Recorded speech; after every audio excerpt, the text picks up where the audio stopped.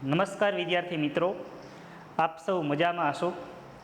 આજે મારે તમને નવું ચેપ્ટર શરૂ કરતાં પહેલાં એક વાત કહેવી છે, બરાબર। આપણે મહાભારતનો પણ ખૂબ જાણીતો પ્રસંગ છે અને એક રામાયણનો પણ જાણીતો પ્રસંગ છે, પણ બંને વચ્ચે ક્યાંક થોડુંક એક અંતર રહી જાય છે, બરાબર। થોડીક સામ્યતા અને થોડોક તફાવતવાળો એક નાનકડો એવો પ્રસંગ કે આપણને ખબર છે કે રામાયણમાં જ્યારે પંચવટીમાં શ્રી રામ, શ્રી લક્ષ્મણ અને સીતાજી મઢોલી બનાવીને રહેતા હતા, ત્યાર પછી રાવણ છે એ બ્રાહ્મણના વેશે, એક બાવાના વેશે આવી, ભિક્ષુકના વેશે, અને સીતાજીનું અપહરણ કરી અને લંકામાં લઈ ગયો। જ્યારે લંકામાં લઈ જતો હતો ત્યારે રસ્તામાં એનો એક ગીધ જટાયુ એનો રસ્તો રોકે છે।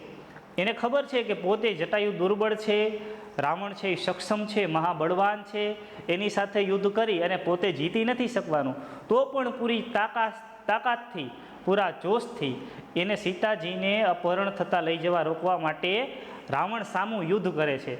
અને એ યુદ્ધની અંદર રાવણ છે તે જટાયુની બંને પાંખો કાપી નાખે છે અને જે પૃથ્વી પર પટકાય છે અને મરણ પથારીએ પડે છે। પણ એનો છે એ જીવ જ્યારે એનો ત્યાગ નથી કરતા, જટાયુ રાહ જોવે છે કે જ્યારે રામ અને લક્ષ્મણ સીતાજીની શોધમાં નીકળે અને એને હું રસ્તો બતાવું અને એના પછી જ હું મારા પ્રાણનો ત્યાગ કરું। આમ જ્યારે મૃત્યુ એની પાસે આવે છે, મૃત્યુ એને કહે છે કે તારો સમય આવી ગયો છે, હવે તારા પ્રાણનો ત્યાગ કરી દે, ત્યારે જટાયુ મૃત્યુને પણ કહી દે છે કે નહીં, જ્યાં સુધી હું માહિતી શ્રી રામ સુધી ન પહોંચાડું ત્યાં સુધી હું મારા શરીરમાંથી પ્રાણનો ત્યાગ નહીં કરું। આમ તે ઈચ્છા મૃત્યુને પામે છે કે એની ઈચ્છા પછી જ્યારે રામ છે, લક્ષ્મણ છે તે સીતાજીની શોધમાં એ વનમાં આવે અને જટાયુને જોવે ત્યારે રામના ખોળામાં જટાયુ હોય છે અને રામ છે એ ડબ આંસુડે રોતા હોય છે કે મારા માટે થઈને એક પક્ષીએ પણ પોતાના પ્રાણની આહુતિ આપી દીધી, બરાબર। એક દ્રશ્ય આ છે। બીજું દ્રશ્ય એ છે કે મહાભારતના 18 દિવસના યુદ્ધમાં ભીષ્મ પિતામહ છે એને અર્જુન છે બાણથી વીંધી નાખે છે। બાણની સૈયાની અંદર મરણ પથારીએ જ્યારે ભીષ્મ પિતા પડેલા હોય છે, એને પણ ઈચ્છા મૃત્યુનું વરદાન હતું કે જ્યાં સુધી પોતે ઈચ્છા ન કરે ત્યાં સુધી શરીરમાં એના પ્રાણ ત્યાગ ન થાય, પણ ત્યારે ઈચ્છા મૃત્યુને પામેલા ભીષ્મ પિતામહ બાણની સૈયા પર પડેલા હોય છે, એને જોઈને શ્રી કૃષ્ણ મંદ મંદ હસે છે।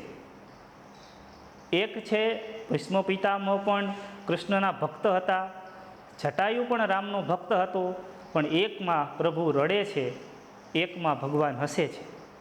તો આ બંને વચ્ચેનો તફાવત શું છે કે પોતે પોતાનાથી યુદ્ધ જેવું થાય એવું પોતે સક્ષમ ન હોવા છતાં પણ અન્યાયની સામે લડવા માટે થઈને જટાયુ તૈયાર થઈ જાય છે, જ્યારે ભીષ્મ પિતામહે જ્યારે ભરી સભામાં મા દ્રૌપદીના ચીરહરણ થયા ત્યારે અન્યાયનો પ્રતિકાર ન કર્યા, બેઠા રહ્યા, એને પરિણામે છે તે તડપે છે, બરાબર। અને શ્રી કૃષ્ણ ભગવાન હસે છે। મતલબ કે આપણાથી જેટલો થાય એટલો અન્યાય સહન નથી કરવાનો, અન્યાયનો પ્રતિકાર કરવાનો છે, બને ત્યાં સુધી આપણે અન્યાયનો સામનો કરવાનો છે, અન્યાયની સામે અવાજ ઉઠાવવાનો છે। અત્યારે યુવાનોને અવાજ ઉઠાવવાની ખાસ જરૂર છે, બરાબર। અને તો જ આપણો દેશ છે એ પ્રગતિના પંથે ચાલી શકશે। ચૂંટણી નજીક આવે છે, આપ સૌ હજી 15-16 વર્ષની ઉંમરના હશો, મતાધિકાર તમને પ્રાપ્ત નથી થયો, પણ અત્યારથી સમાજના પરિબળોથી વાકેફ થાવ, જાગૃત બનો અને જ્યાં જ્યાં અન્યાય તમને થાય એનો સામનો કરો। વળે નહીં દુનિયામાં કાંઈ કઈરે ગેંગે કે ફેફેથી, ઘડીક શણગાર મર્દોનો સજી લ્યો તો મજા આવે, અને મજા જો એટલી આવે દાદ કાયરે વેશ મૂકો તો કદંબે કાળની હામાં ભરી લ્યો તો મજા આવે। એટલે અન્યાયનો સામનો કરવો, અન્યાયનો પ્રતિકાર કરવો એ જ સાચા મનુષ્યની, એક સાચા જાગૃત વ્યક્તિની નિશાની છે। આજે આપણે નવો તાસ આપણો ચાલુ કરીએ। આજે આપણે ત્રિકોણનો આપણે અભ્યાસ કરવાનો છે, આપણું ચેપ્ટર નંબર 6 ત્રિકોણ, બરાબર। તો ત્રિકોણની શરૂઆતમાં બે વસ્તુનો પ્રાથમિક ખ્યાલ આપણે રાખવો જોઈએ। બે વસ્તુ કેવી, તો કે એક તો સમરૂપતા અને એક એકરૂપતા।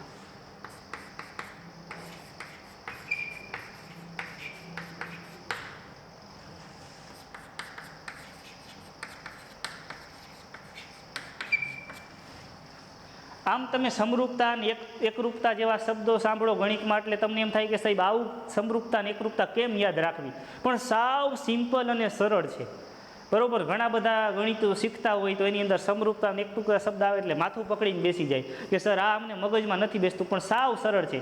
એક જ લીટીમાં સાવ સિમ્પલ ભાષાની અંદર કહીએ તો સમરૂપતા અને એકરૂપતામાં તફાવત એવો છે કે જે પરફેક્ટ એક વસ્તુ જેવી જ બીજી વસ્તુ હોય, રંગની, રૂપની, સાઇઝની, કદની, બધી રીતે સેમ ટુ સેમ હોય એને એકરૂપ કહેવાય. એના જેવી જ હોય.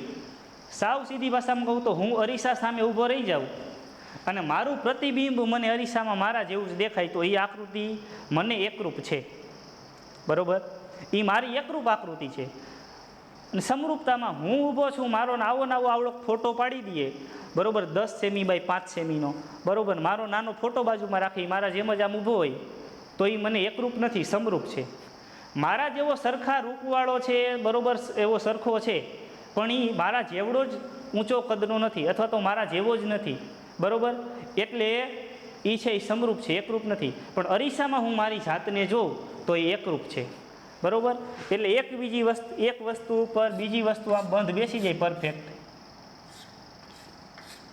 સેમ ટુ સેમ, તો એ એકરૂપ કહેવાય. પણ સમરૂપ એટલે કે સરખો, એનો આકાર સરખો હોય પણ કદ નાના મોટું હોઈ શકે.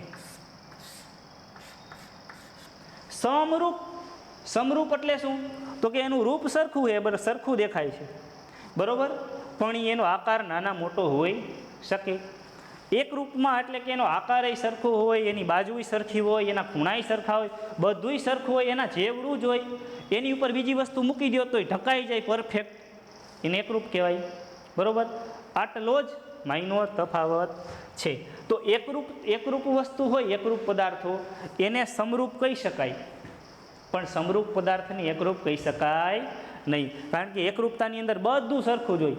એના જેવું જ એમ માનો ને કે ત્રિકોણ PQR હોય, આ 360 ખૂણા હોય, આ ત્રણેય બાજુના માપ 2, 2, 2 હોય, એવો ત્રિકોણ ABC હોય, બાજુના માપ 2, 2, 2 હોય અને ખૂણા 360 હોય, તો બંને સરખું તો એકરૂપ. પણ એક ત્રિકોણ છે, ત્રણેય ખૂણા 60 અને બીજો ત્રિકોણ MNO, આનું માપ 6, 6, 6, આનું માપ 1, 1, 1. જોયું? ખૂણા સરખા છે પણ ખૂણા તો 360 છે, પણ બાજુના માપ છે એ અલગ અલગ છે, તો એ સમરૂપ કહેવાય, બરાબર. થોડુંક લખતા જાય, થોડુંક જોતા જાય, સાવ સરળ જ છે, બરાબર, એટલે આપણને વધુ ખ્યાલ આવે, બરાબર.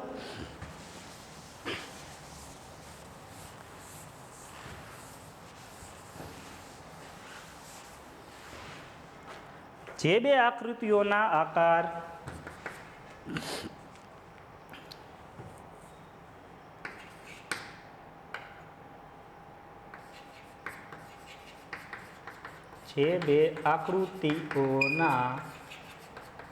આકાર સમાન હોય, કૌંસમાં કદ સમાન હોય તે જરૂરી નથી.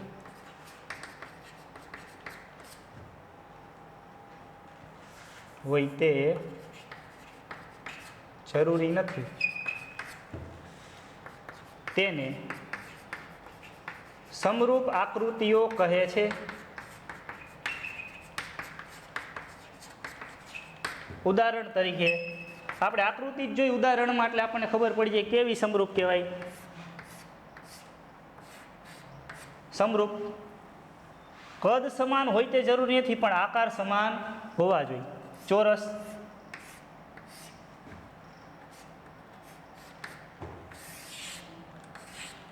બરોબર, આ બધી સમરૂપ થઈ. એકરૂપ શું? કે જે આકૃતિઓના કદ અને આકાર બંને સમાન હોય તેને એકરૂપ આકૃતિઓ કહે છે. બરોબર. પરફેક્ટ ઉદાહરણ તરીકે જોઈએ તો આ ભાઈ ચોરસ છે, એટલા જ માપનું આ ચોરસ છે, બરોબર, ચારેય ખૂણા 90. આમાં દોરવામાં મારા નાના મોટા થયા છે, બરોબર, પણ એવું નથી, બે સરખા મેં દોર્યા છે એમ માનવાનું છે. વર્તુળ, બરોબર,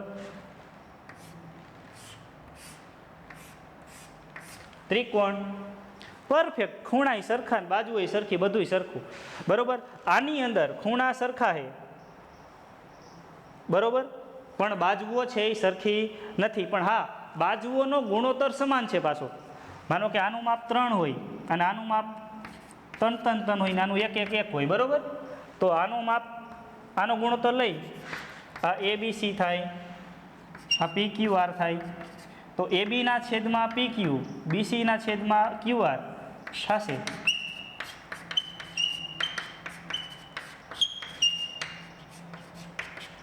અને AC ના છેદમાં PR. આવું થાય શું કામ? 3/1 બરાબર 3/1 બરાબર 3/1. ત્રણેય સમાન જ થાય. એટલે બાજુઓનો ગુણોત્તર સરખો હોય. અનુરૂપ બાજુ, AB ને અનુરૂપ બાજુ કઈ છે? PQ, BC ને અનુરૂપ બાજુ QR અને AC ને અનુરૂપ બાજુ PR. તો અનુરૂપ બાજુઓના ગુણોત્તર સમાન છે, બરોબર.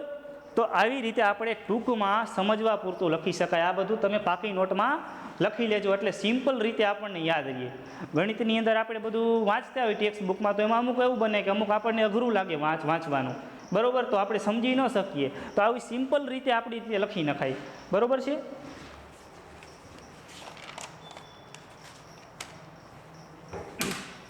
બરોબર. બીજો મુદ્દો એક લખજો કે બધી જ એકરૂપ આકૃતિઓ સમરૂપ છે, પણ સમરૂપ આકૃતિઓ એકરૂપ ન પણ હોય.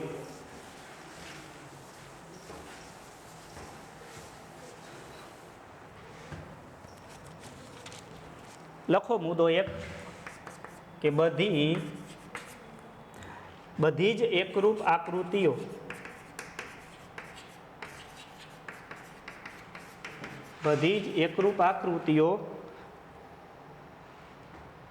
સમરૂપ છે. બરોબર જ છે. એકરૂપ એટલે એના ને એના જેવી છે એકરૂપ, તો એ સમરૂપ તો કહેવાની જ છે. પણ એટલે કે પરંતુ બધી જ સમરૂપ આકૃતિઓ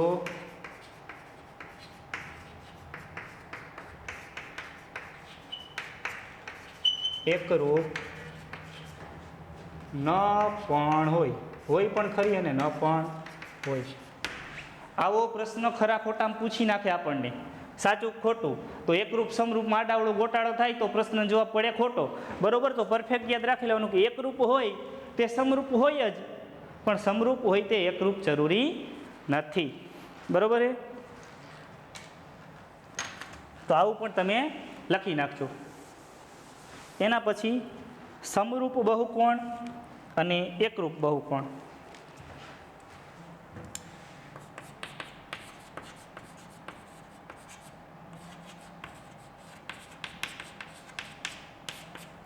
ઘણા કહેશે સાહેબ આ બહુકોણ શું આવ્યું? ત્રિકોણ, ચોરસ, પંચકોણ, ષટકોણ, એ તો સમજ્યા. બહુકોણ એટલે એને જ બહુકોણ કહેવાય. ત્રિકોણ હોય, ચોરસ હોય, જાજા ખૂણા હોય, ત્રિકોણ, ચોરસ, પંચકોણ, ષટકોણ, સપ્તકોણ, અષ્ટકોણ, બધાય બહુકોણ, બરોબર. તો એમાં સમરૂપ બહુકોણ કેને કહેવાય? તો કે આ ત્રિકોણ છે, એના ખૂણા સમાન છે, પણ બીજો ત્રિકોણ છે એની બાજુઓ સમાન નથી, બરોબર. આનું માપ છે 2, આનું માપ છે 3 અને આનું માપ છે 3.5, બરોબર. આનું માપ છે 4, આનું માપ છે 6, આનું માપ છે 7, બરોબર. ખૂણા સરખા જ છે, કેમ કે ત્રિકોણના ત્રણેય ખૂણાનો સરવાળો 180 જ થશે, બરોબર. આના જેટલો જ આ છે. તો ખૂણાઓ કેવી રીતે લખી શકાય? અનુરૂપ ખૂણાઓ. જેટલો A છે એટલો જ ખૂણો P છે, જેટલો જ B છે એટલો જ Q છે, જેટલો જ C છે એટલો જ ખૂણો R છે, બરોબર. આ સમરૂપ બહુકોણના ખૂણાઓ આવી રીતે લખી શકાય. બીજું કે એની બાજુઓ AB ને અનુરૂપ બાજુ PQ, BC ને અનુરૂપ બાજુ QR, AC ને અનુરૂપ બાજુ PR. એનો ગુણોત્તર સમાન થાય. જુઓ તમે, 2/4 લખો કે 3/6 લખો કે 3.5/7 લખો, જવાબ સરખો જ આવે, બરાબર. મતલબ કે એ બીના છેદમાં પી ક્યુ કેટલો થાય જોવો જોઈએ, 2/4, 1/2. પછી બીસીના છેદમાં ક્યુઆર 4 નથી, 3/6, 1/2. એસી છેદમાં પીઆર 3.5/7, 1/2. તો આ ત્રણેય સમાન આવ્યા. એબીના છેદમાં પીક્યુ,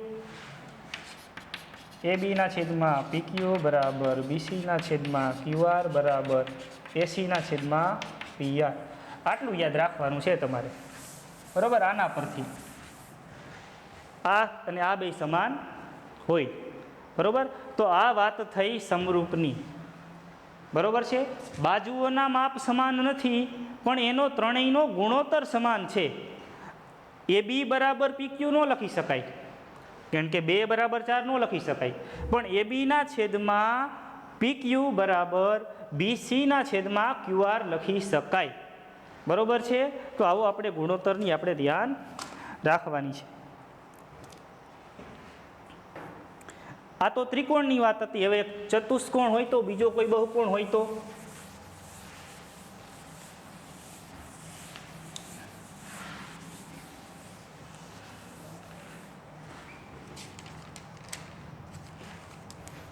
હું અહીંયા આકૃતિ દોરું છું.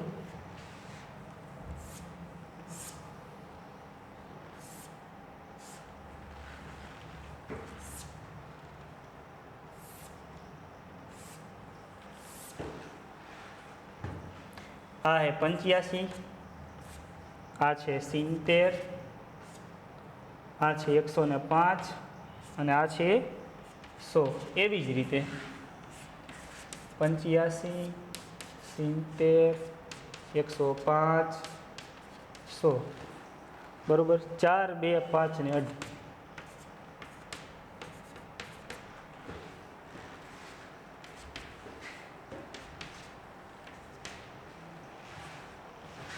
નામ આપી દઈ ABCD, PQRS, નામ કોઈ પણ આપણે આપી શકાય, બરોબર છે.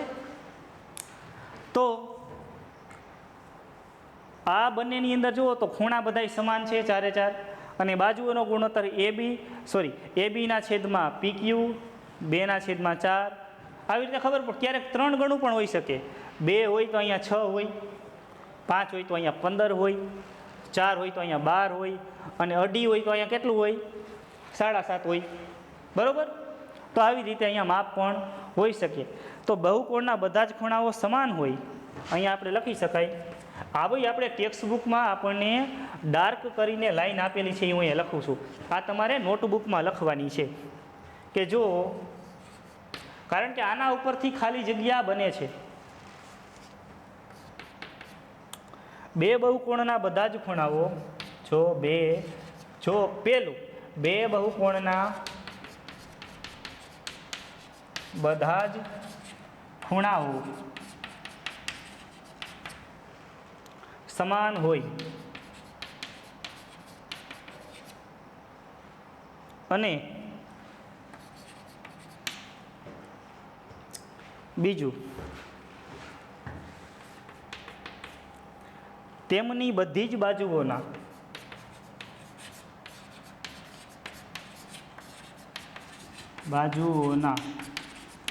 ગુણોત્તર સમાન હોય.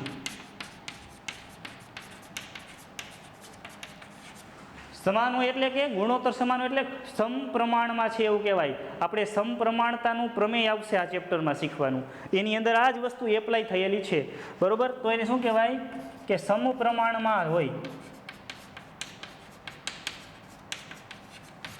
બરોબર. સમાન હોય એટલે કે સમપ્રમાણમાં હોય. તો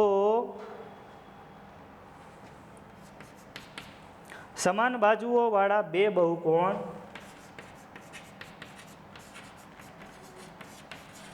સમાન બાજુઓની સંખ્યાવાળા ટેક્સ્ટ બુકવાળા સમાન બાજુઓવાળા લખે છે, પણ આપણે સમાન બાજુઓની સંખ્યાવાળા લખીએ. શું કામ? આની બાજુઓ કેટલી? 4 છે, આની બાજુઓ પણ 4 છે. હકીકતમાં એમ કહેવું જોઈએ કે સમાન બાજુઓની સંખ્યાવાળા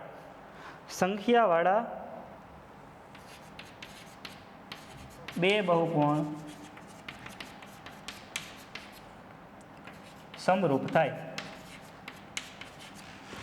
સમાન બાજુવાળી સંખ્યાવાળા જ કહેવા પડે, કારણ કે એકમાં 4 બાજુ હોય, એકમાં 5 બાજુ હોય તો સમરૂપતાની શક્યતા જ નથી. બરોબર? આની 4 બાજુઓ હોય તો આની પણ 4 હોવી જોઈએ, આની 3 હોય તો આની પણ 3 હોવી જોઈએ, આની 5 બાજુ હોય તો આની પણ 5 બાજુ હોવી જોઈએ. એટલે સમાન બાજુઓની સંખ્યાવાળા બહુકોણ સમાન થાય. આટલી વસ્તુ આપણને ખબર પડી. હવે આપણે સ્વાધ્યાય 6.1 આખું આપણને આવડી જાય. ખાલી જગ્યા છે, એક માર્કના પ્રશ્ન છે, જોતા જાય, ગણતા જાય. સાવ સરળ છે સ્વાધ્યાય. 5 મિનિટનું કામ છે સ્વાધ્યાય પૂરું કરવું એ. બરોબર? કાંઈ જાજુ અઘરું નથી. તો લખો સ્વાધ્યાય 6.1.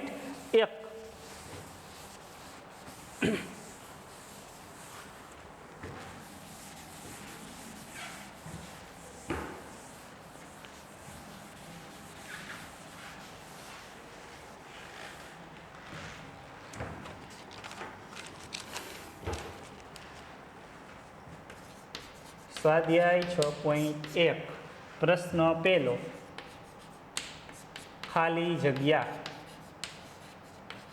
એમાં પહેલી ખાલી જગ્યા, બધા જ વર્તુળો ખાલી જગ્યા હોય. અહીંયા વિકલ્પ આપ્યો હોય, એકરૂપ કે સમરૂપ. શું હોય બધા જ વર્તુળો? બધા વર્તુળો નાના મોટા હોઈ શકે, એવું તો કીધું નથી એક જ સરખા એ. બરોબર? નાના મોટા વર્તુળો હોય તો એકરૂપ નથી થવાના, પણ બધા જ વર્તુળો સમરૂપ તો થવાના જ છે. બરોબર? તમે વર્તુળ આવડું દોરું કે આવડું દોરું, એકરૂપ ન થઈ શકે, પણ સમાન તો સમરૂપ તો થઈ જ શકે. તો બધા જ વર્તુળો સમરૂપ હોય. પ્રશ્ન બીજો, બધા જ ચોરસો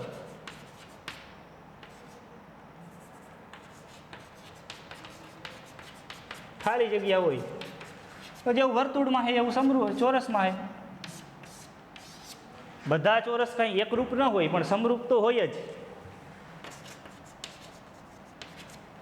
સમજાય છે કે વર્તુળ છે તો આ સમરૂપ તો હોય, સરખા આકારના તો હોય, પણ સરખા કદના હોય તે જરૂરી નથી. સરખા આકારના તો ચોરસ પાછું કીધું છે, વર્તુળ કીધું છે તો હોવાના જ છે. બરોબર? ત્રીજો પ્રશ્ન, બધા ખાલી જગ્યા ત્રિકોણો સમરૂપ છે. ખાલી જગ્યા ત્રિકોણો સમરૂપ છે. કેવા ત્રિકોણો સમરૂપ કહેવાય? તો કે જેમાં 3 બાજુ સમાન આવતી હોય ને. બરોબર? 2 2 2 2 2 2 એવી રીતના આવતી હોય ને તો જ છે એ સમરૂપ કહેવાય. એટલે કેવા? સમબાજુ ત્રિકોણ. કેટલાય કહેશે કે સર સમદ્વિબાજુ ત્રિકોણ હોય તો શું થાય? તો કે સમદ્વિબાજુ ત્રિકોણ હોય તો આ બે સરખી હોય, આ એક અલગ હોય. બરોબર? આમાંય આપણે એવું વિચારીએ કે આ બે સરખી હોય અને આ એક અલગ હોય, તો શું આ સમરૂપ ન થયા? બરોબર? પણ ક્યારેક એવું બને કે અનુરૂપ બાજુ કઈ લેવી? આ ABC હોય, આ PQR હોય. આપણને કદાચ ક્યારેક એવું આપે કે આપ્યા હોય સમદ્વિ બાજુ, પણ આપણને આવી રીતે આપે તો કે આ બે સરખી,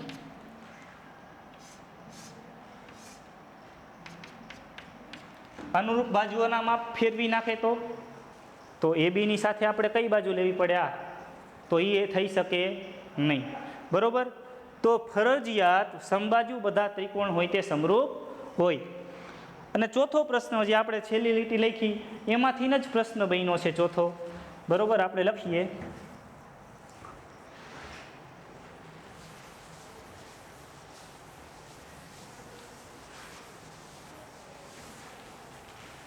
ચોથી ખાલી જગ્યા, કે જો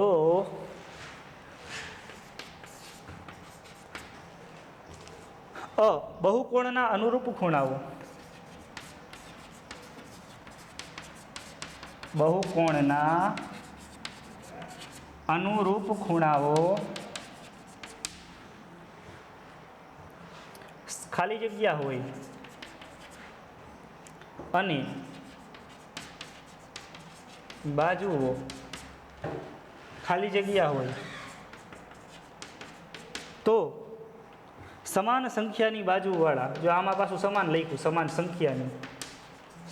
સંખ્યાની બાજુઓવાળા બહુકોણો સમરૂપ છે.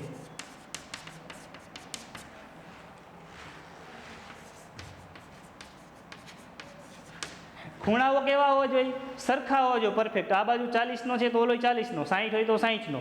તો ખૂણાઓ સમાન હોવા જોઈએ. કેવા? સમાન. અને બાજુઓ સરખી ન હોય તો કાંઈ નહીં, પણ સમપ્રમાણમાં હોવી જોઈએ. કેવી? બાજુઓ સમપ્રમાણમાં. આપણે કાઉન્સમાં લખ્યું હતું ને, સમપ્રમાણમાં, એટલે કે સરખા ગુણોત્તરમાં. બરોબર? તો આવી રીતે 4 ખાલી જગ્યા આપણી આવે. બરોબર છે?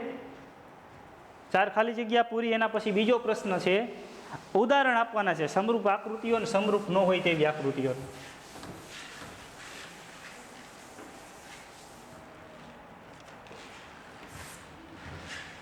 ઉદાહરણ આપો. સમરૂપ આકૃતિ પહેલું, અને બીજું સમરૂપ ન હોય તેવી આકૃતિ.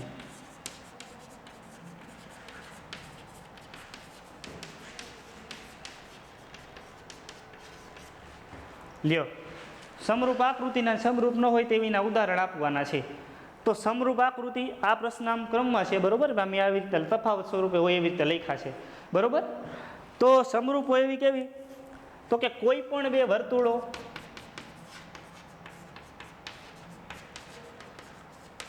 સમરૂપ જ હોવાના.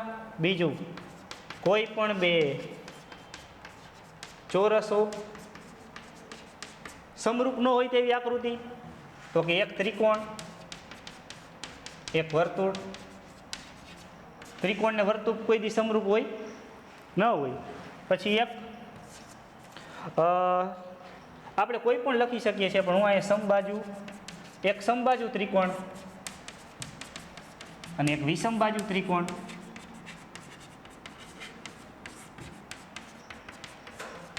બરોબર? પછી કોઈક પંચકોણ અને અષ્ટકોણ. બરોબર? ઘણા બધા ઉદાહરણ આપણે આવી શકે. તો સમરૂપ ન હોય તેવી આકૃતિ છે. આ બે સમરૂપ કોઈ દી ન હોય.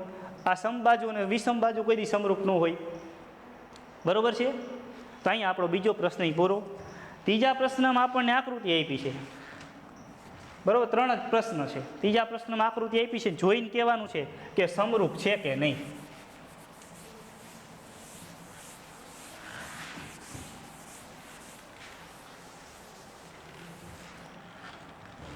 પ્રશ્ન ત્રીજો, સમરૂપ છે કે નહીં? છે કે નહીં? બે આકૃતિ આપણને આપી છે. દોરું છું અહીંયા આકૃતિ.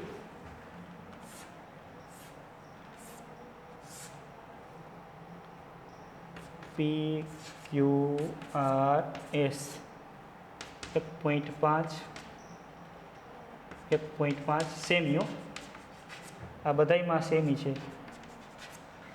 1.5 સેમી, 1.5 સેમી. બરોબર? બીજી આકૃતિ આપી છે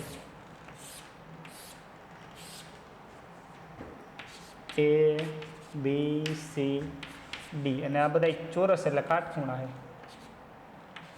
3 સેમી, 3 સેમી, 3 સેમી, 3 સેમી. બરોબર છે?